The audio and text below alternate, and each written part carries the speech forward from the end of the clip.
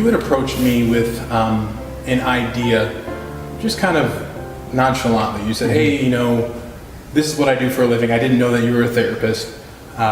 You said, I would be excited to maybe sit down, if it's either on a podcast or whatever, talk about, kind of the Sypher's mind, as you called it. And I was all about it, Yeah. And so when you brought that up to me, it immediately started getting me thinking, okay, what kind of topics could we cover?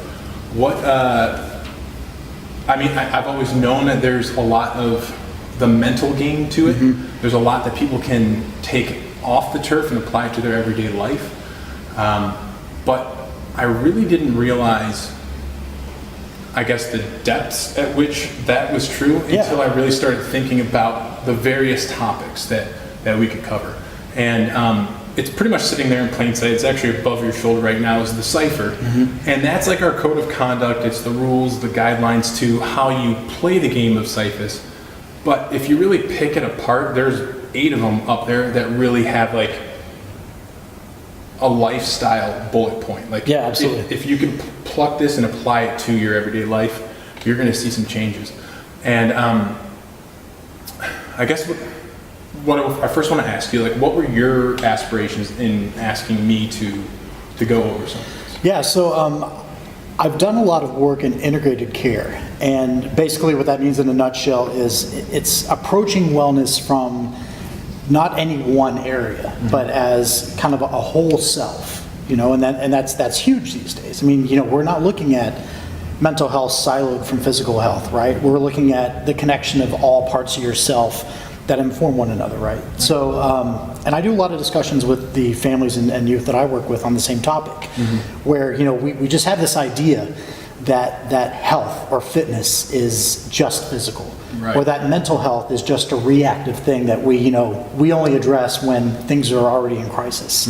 And for me personally, my journey has been a lot of ups and downs with both my physical and my mental health. And what I've found myself, and with the added context of being a professional in the mental health space, is that those two things are very connected. I notice that my mental health suffers when my physical health suffers, and vice versa. If I let myself go mentally, I'm more likely to let myself go physically, right? So to me, they're absolutely connected. And so anytime that I find myself in spaces that improve my physical fitness and that have the added effect of improving my mental health, I just want to share that with people. I get so excited about that because what I notice, and granted, this is I had some very poor self-care habits when I was in Flint, and I put on 50 pounds, and I was all about just my work, and I didn't have any self-care routines, and I came home and passed out, and I was eating poorly, and I came here and I really made a commitment to myself to get myself back on my game, and that was, for me, Syphus was a natural start for that. So when I came back to Syphus, I noticed that my mood was elevated. I noticed that, especially if I started my day here, I felt more equipped to tackle the rest of my day. Sounds like Joe. Yeah, right. Yeah. So especially starting a new job, it's a difficult time. Transitions are tough, right? So the fact that I was coming back to something that was at least semi-familiar to me, I got a lot of comfort out of that. Yeah. And so I get so hyped about these things sometimes, where it's like, I got to tell him, and especially with the added validation of me coming from a professional context with the mental health. It's like, I wonder if he knows just what this means, So I felt like I had to share that with you. Yeah, it's not often that in just a passing discussion, someone comes into our lobby or asks me something on Facebook that I can actually really get into the depths of it. I can, whether it's the Form First podcast where I'm showing, a form preview on how to do a certain exercise, I can allude to some things. I can say, you want to make sure that you have, the proper form and range of motion on something like a jiggy, because if you do the jiggy right, then you're going to do the harder task later.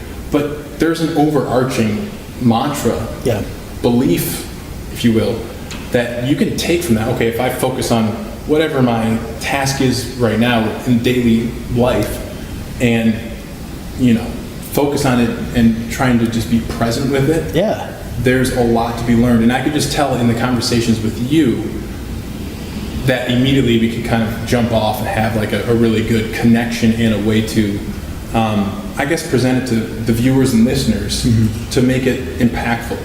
And many times I want to reach people on that level, and I want to explain to them my personal experiences, but I don't necessarily have the platform or like the right timing to do that.